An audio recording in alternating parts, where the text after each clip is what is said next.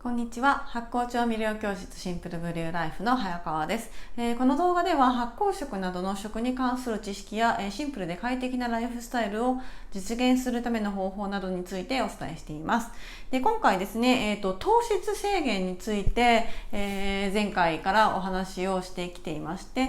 その昔ですね、私が結構ハードに糖質制限をした時の話を、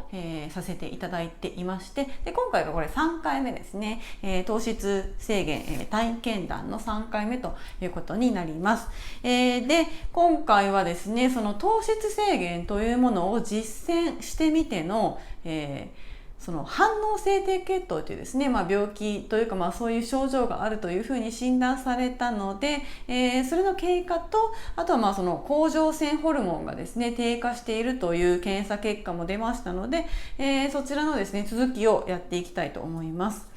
で、前回の動画でお話ししたようにですね、病院に行って対等脳検査、対等脳負荷試験というものを行って、反応性低血糖というふうに診断されました。診断といっても病気ではないんですけれども、そういった症状があるということですね。で、加えて甲状腺機能の低下が見られたんですね。なので、下垂体全葉機能の血液検査というのも追加でしてもらいました。で、その結果とですね、大体その糖質制限食っていうのを始めてから1ヶ月ぐらい経った時の体の変化と、反応性低血糖の経過っていうのをお話ししたいと思います。で、その時にですね、血液検査を受けて甲状腺ホルモンである TSH の値は正常だったんですけども、 TSH は正常なのに T3 と T4 というですね甲状腺の値が低かった。なのでロー T3 症候群というふうに言われました。ロー T3 症候群っていうのはですね、甲状腺機能そのものに異常があるわけではなくって、過度の栄養不足だとか拒食症の人ですね、そういった方が一時的に発症する症状でして、一過性のものなので栄養不足が原因であれば、それを改善することで T3 と T4 の数値は正常に戻ります。だけれども私の場合はですね、それ以外にも、体がもう猛烈にだるいとか、声がなぜかしゃがれてくるみたいな症状があったので、下垂体全葉機能低下症っていう病気があるそうなんですが、その下垂体全葉機能低下症っていう病気を疑われて、その検査を追加でしたわけなんですね。で、検査項目は、ACTH、PRL、コルチゾール、HGH というですね4項目の、下垂体ホルモンを検査しました。で、その結果なんですがどれも正常でした。なのでそういった症状が、体が猛烈にだるくって声がしゃがれてきて、その甲状腺に異常があるんじゃないかっていう症状があったんですけれども、どれも正常だったので、難病とか重病とかそういうものではなかったということですね。でだったんですけども、ただやはり甲状腺ホルモンの機能が低下しているロー T3 症候群であるということは間違いなくって、やっぱりですね体のだるさも相変わらずで、その原因っていうのはやはりこの糖質制限食を始めたことによるものだったんですよね。で、糖質制限食を始めてから具体的にどういう症状が体に起きたかといったところなんですけども、まずですね、一応変な症状が起きてきたのでちょっと改善はしたんですよ。自分なりに改善して、で朝ごはんですね、朝ごはんは前食パンとおちょこ1杯の甘酒を飲んでいたわけなんですけども、それをとりあえず抜きました。やめました。朝ごはんに食パンを食べるのをやめて、甘酒を飲むのも一旦やめました。でそれは抜くだけっていうことだったので、朝ごはんは果物だけを食べました。果物だけ朝ごはんに、食べてですね、でその状態でお昼ごはんは前と変わらず、ミューズリーとパンですねという、かなり糖質もう糖質たっぷりみたいな、もう糖質だけですぐらいな勢いの、食事をとっていました。だいたいそれでミューズリーとパン食べてだいたい糖質量 150g ぐらいだったと思うんですけれども、そういった食事をしてきました。そうすると、その食事方法ですね、朝果物だけちょっとだけ果物ちょっとだけでお昼に糖質 150g ぐらいボーンって取ると、夕方になるとですね、一気に低血糖発作が出てきてですね、ひどくなって、毎日のように夕方になると急にですね、ふと、気づいたらなんか手足が震えてきて、でも力が全然入らなくて、もう立ってるのもやっとみたいな状態になったんですね。でちょっとそんな状態でおかしいって思っていた時に、病院でですね、その対等の検査をして異常があった、尿に糖が出たとかですね、そういったことが、あったので、さすがにちょっとやばいなと思いですね、少し食事の内容を変えました。で、変えたといっても朝ごはんだけを変えたわけなんですけども、要は朝ごはんにある程度何かを食べないといけないのかなというふうに思って、食パンとかはやめたんですが、朝ごはんにゆで卵3つと果物を食べるっていうふうに変えました。でそれを、聞いてですね、今の話を聞いて何それって思う、ちょっとおかしいんじゃないのって思う方が多いと思うんですけども、まさにその通りですね。この時何にもまだ分かってなかったんですね。要は朝ごはん、もう夜、ずっと寝てる状態、何も食べてなくって低血糖な状態になっていて、で朝糖質を取らずに昼に一気にガンって糖質を取ることによって急激に血糖値が上がってしまっていたのに、ってことには気づかずですね、タンパク質もっと取らなきゃいけないんじゃないかと思って朝ごはんに糖質を足すんじゃなくてタンパク質だけを足したということをやっていたんですね。それを、やりましたけども、要は最初もともとは食パンと甘酒を朝食べていた。で昼はパンとミューズリー食べていた。なんだけど糖質制限始めてから食パンと甘酒を抜いただけだったんですよ。でもそれはまずいと思って、その朝ごはんのところを食パンと、甘酒抜いた部分を補填するのをゆで卵を使ったんですね。ゆで卵、ではやっぱりダメだったわけなんです。要は朝ごはんにタンパク質を足したというだけで昼ごはんにたっぷり糖質を取るということも変えていなかったので、全く意味がないということですよね。なので症状はそれでは全く変わりませんでした。で、総合病院に行ってですね、精密検査をした結果反応性低血糖と言われて、で1日の糖質摂取量を 150g 以内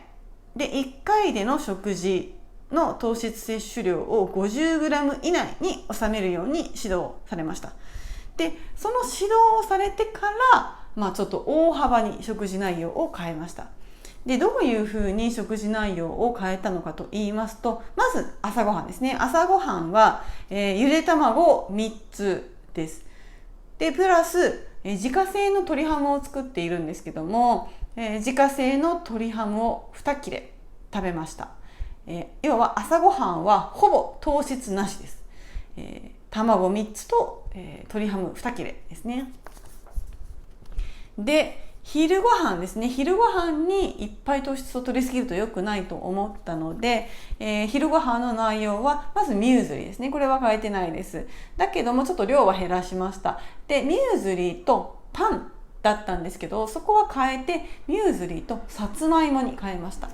でそうすると、そこをパンをさつまいもに変えるだけで、あと量ちょっと減らすだけで糖質が 150g ぐらい取っていたのが 60g ぐらいに減るんですね。なので、昼ごはんの糖質 60g ぐらいにしました。で、もしくはですね、外出した時とかは、和定食とかを頼んだりするんですが、米はなしでみたいな感じで米を食べずに、さつまいもとかそう芋系のものから糖質を取っていましたので、そういった場合は、外食した方が逆に糖質 20g ぐらいに抑えられていたという感じですね。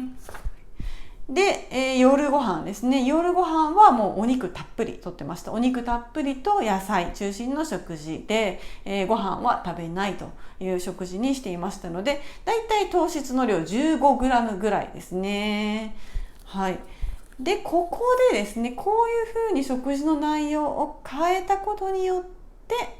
夕方低血糖になる原因っていうのが判明した。そこでやっと自分で気づいたということなんですね。お昼ご飯に糖質を、これ変えてもですね、60g ぐらい取っちゃったっていう日は結構夕方になると低血糖発作が起きるんです。要するに夜からですね、夜ご飯ほとんど糖質取らない 15g ぐらいしか夜ご飯に糖質取らないっていう状態でずっと寝てだいぶ時間が経って、で朝ごはんも、ほとんど糖質取らないんですよね。で朝ごはんもほとんど糖質取らないで、かなり長い間糖質を、取ってない状態なんですね。ほとんど少量は取ってるけどほとんど取ってないっていう状態が続いて、でお昼に糖質を取る。で以前に比べれば 150g ぐらい糖質取っていたのに比べれば60ぐらいに抑えられているので減ってはいるんだけども、この糖質を取ってない期間がガーッと長すぎてかなり血糖値が下がっていたんですよね。なのでそこで60g 程度であっても取ったら、急激に血糖値が上がってしまったということなんですね。なので、その食事方法と症状の結果何が分かったかっていうと、朝ごはんの糖質を抜くだけで夕方低血糖発作が起きてしまうということなんですね。朝ごはんに糖質を食べないだけで、低血糖の発作が起きるなんて本当知らなかったなという感じなんですね。その当時38歳ぐらいだったんですけれども、生まれてこの方ですね、もともとご飯もパンも大好きなので、生まれてこの方朝ごはんに糖質を取らないなんてことがもう一切なかったわけなんですよ。本当に重病というか大きい風邪とかひいて食べられないっていう日以外は絶対にパンかご飯を朝食べてましたので、もう朝ごはんを食べないと生きていけない感じの人間だったので、そういう状況になったことがなかったんですね。なので今まで全然気づかなかったんですけれども、その糖質制限っていうものに興味を持って糖質をじゃあ制限してみようっていうので、最初に抜いた糖質が朝ごはんだったがために夕方に低血糖発作が起きるという事態になってしまったわけなんですね。それで、それをしたこと、そういう失敗をしたことによって朝食に糖質を抜くとやばいんだなっていうことを、気づくことができたので良かったかなとは思うんですけれども、やっぱりですね、その病院で総合病院まで行ってですね、専門の病院に行って検査してドクターにいろいろ言われたのにもかかわらず自己流で糖質制限するっていうのはすごくやっぱ危険ですよね。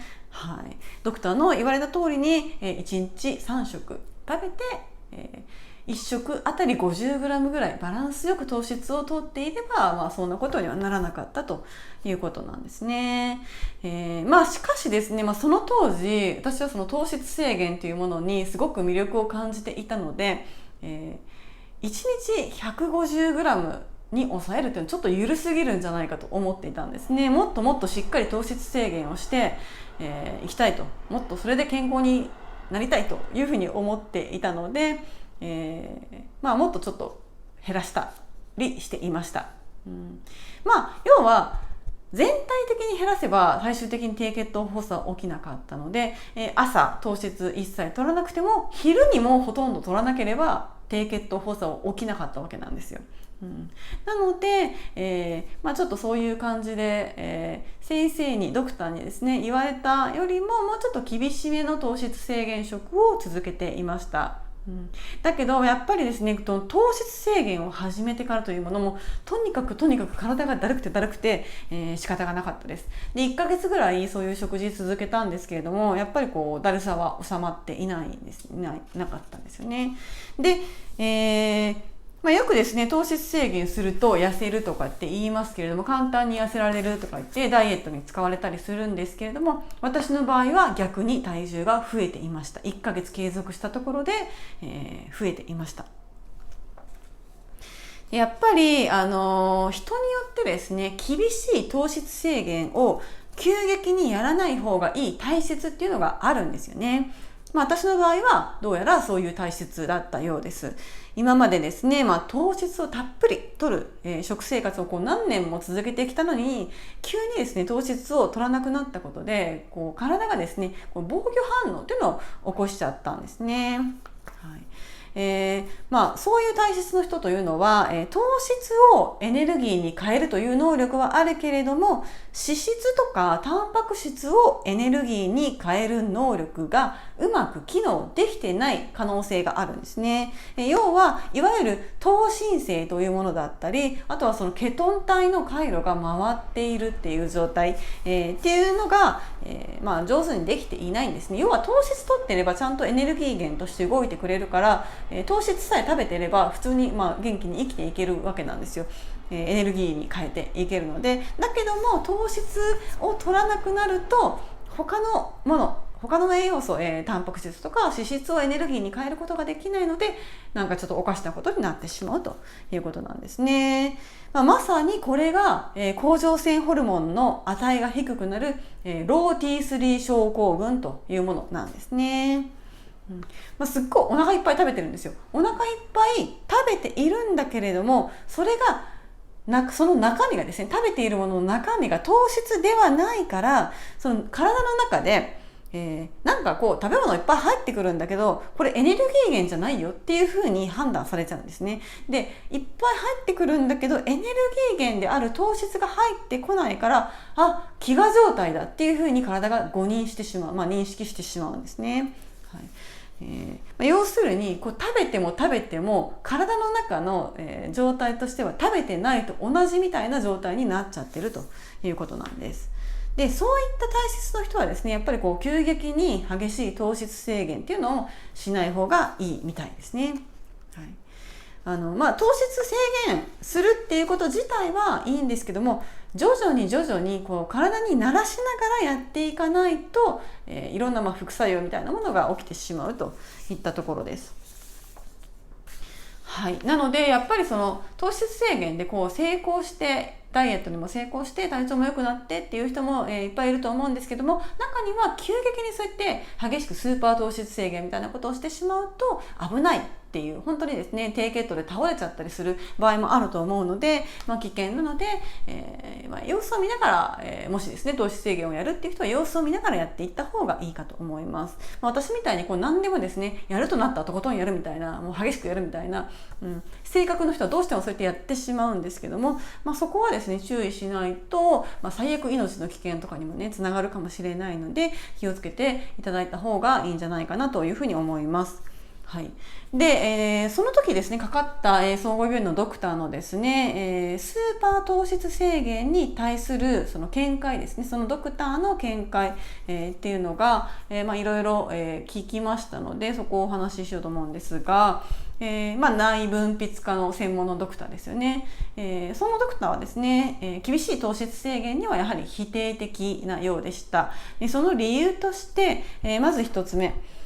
糖質を制限しすぎると筋肉や骨が弱くなっていくということですね。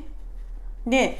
よくその糖質制限して筋トレしてるっていう人多いと思うんですけども、今その若いうちとかは筋トレなんかをいっぱいして筋肉が減っていなくても、年を取ってからもずっとその糖質制限食を続けるってなると、年を取ってから、その70とかですねになってから筋トレ毎日やるのって結構厳しいじゃないですか。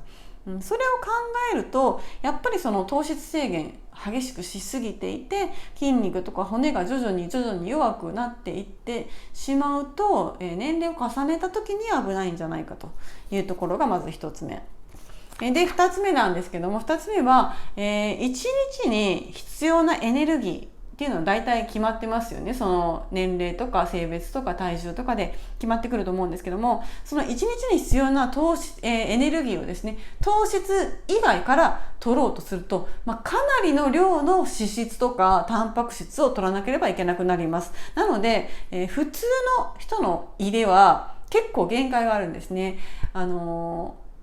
胃が強い人だったらまだいいかもしれないんですけど、そんなに胃が強くない、胃が弱い人とかってやっぱりタンパク質とか脂質ってすごい負担になりやすいんですよね。なので、たっぷりタンパク質取ろうと思ってもちょっと胃が苦しくて胃が辛くってそんなに取れないと、いうことになるのがほとんどだというところです。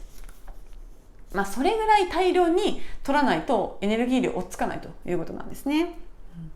なので、その2つの点からやはりおすすめしないと言われておりました。でその骨とか筋肉が弱くなるというのはですね、なんかそれって本当に根拠あるのっていう感じはしたんですけれども、それは本当に要はエビデンスってあるんですかみたいなふうに思ったんですが、ちょっと憶測っていうのも入ってたのかもしれないんですけども、そこはちょっとね、微妙かなって思ったんですが、ただやっぱり年を取ってからは筋トレできないよみたいな話はなるほどと思いましたよね。確かに長年スーパー糖質制限をしていてもガリガリに痩せてるわけでもなくって、筋肉もしっかりして健康そのものみたいな人ってたくさんいると思うんですね。だけどもその人たちが、じゃあ20年後どうなってるかっていうのってまだ分かんないですよね。糖質制限が流行りだしたのってまだそんなにすごい昔じゃないですし、その糖質制限が流行りだしていっぱいみんながやりだしてスーパー糖質制限っていうのを、その頃からまだずっとやってるっていう人とかもいると思うんですけども、その人たちがもっともっと先、今例えばその人たちが40代50代だったとして、その先60代70代になった時にどうなってるかっていうのは誰もわからないですよね。はい、よくは昔の先住民がどうのこうのみたいな話とかはそれはもう人種から何か全然違うわけですし、もう昔からそういう食事を続けてきた人たちなので、そういうのは参考にならないとして、ずっと、生まれた時から例えば20歳ぐらいまでずっと糖質を普通に摂ってきた、主食を、ご飯とかパンとかをずっと摂ってきた、例えば日本人の人がですね、急にそうやって糖質制限っていうのを始めて、それで若い時は筋トレなんかもしながら、糖質制限をしていろいろ体重も減って、健康的ですみたいな風になって、それがもう10年続けてるけど全然問題ないです、血液検査の結果も問題ないですって言っている人たちはいっぱいいるんですけども、その人たちが、いわゆる高齢者になった時にどうなっているかという、ことのデータとかはまだ出てない状態だと思うので、分かんないですよね。なんでやっぱり年を取ると胃腸も弱い、筋トレできないっていうのもありますけども、胃腸もやっぱり内臓機能が弱ってきますので、今若い時はそのスーパー糖質制限をして肉とか卵とかチーズとかですね、たくさん食べて筋トレしてんで、プロテインも飲んでサプリも飲んでみたいなっていうことができたとしてもですね、年を取って身体機能が衰えてきたら筋トレもできないし、内臓があんまり弱ってくるとそんな大量に肉とか食べられないんですよね。プロテインとかも飲むの多分きつくなってくると思います。で、サプリもね大量に飲むっていうのも、しんどいっていうことになってきたら、その分じゃあどこでどうやって埋めるのという話になりますよね。糖質制限が体にもたらすいい作用っていうのは、実証されていると思うんですけども、何せその歴史っていうのは浅いので、そういう長年実践した場合にどうなるかっていうのは、エビデンスはないので、ちょっと心配だよねっていうことが言えるかなというふうに思います。なのでそういったこともあって、担当のドクター、病院とかに勤めているそういうドクターっていうのは、スーパー糖質制限っていう、激しいものではなくって、糖質もある程度摂取して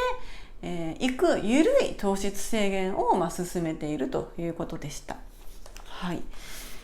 で、日本人はですね、膵臓のベータ細胞が弱りやすいというデータもあるそうです。アメリカ人とか欧米の方っていうのは糖質を結構ガバガバ取っても糖尿病になりにくいそうなんですね。それは膵臓が強いからなんです。欧米人と日本人って膵臓の機能を比べると格段にやっぱり欧米人の方が膵臓の機能が強いそうなんですね。なので、どんどんインスリンを出しても膵臓がそんなに弱らないと、弱らずに膵臓が元気なままなんで糖尿病にはなりにくいと、いうことなんですね。代わりにデブデブに太っていくわけなんですけどね。でそれに比べて日本人っていうのはその膵臓のベータ細胞っていうのが弱りやすいということなので、糖質をたくさん取り続けてしまうと、どんどんインスリンを出すことによって膵臓が弱ってしまう。で膵臓が弱ることによってうまくインスリンを出せなくなるということなんですね。なので、痩せてるんだけど糖尿病っていうのが多いですね、日本人は。ちなみにですね、そのスーパー糖質制限というのを長く続けると糖質が入ってこないので、インスリンを膵臓が出す必要、あれもなんか全然糖質入ってこないからもうインスリン出さなくていいのみたいな、状態になって、その膵臓のですねインスリンを出すベータ細胞というものの機能が退化してしまうんじゃないかっていう話とかもあったりするんですけれども、ドクターはですね、それはないと断言されていました。そういった退化するなんてこともありえないという話ですね。一度弱ったベータ細胞が復活するっていうのは難しいんだけれども、退化するってことはないので、今まで糖質をずっと取りすぎてきていて酷使してきた膵臓を酷使してきたのであれば、休ませてあげるっていうのはありだということです。休ませてあげた方がいいということですね。なので膵臓のことだけを考えれば、糖質なんて全く取らない方がいいんですけれども、他の臓器のことも考えると、ちょっとは取った方がいいというお話ですね。はい。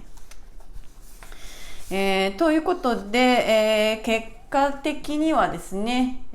糖質制限した方が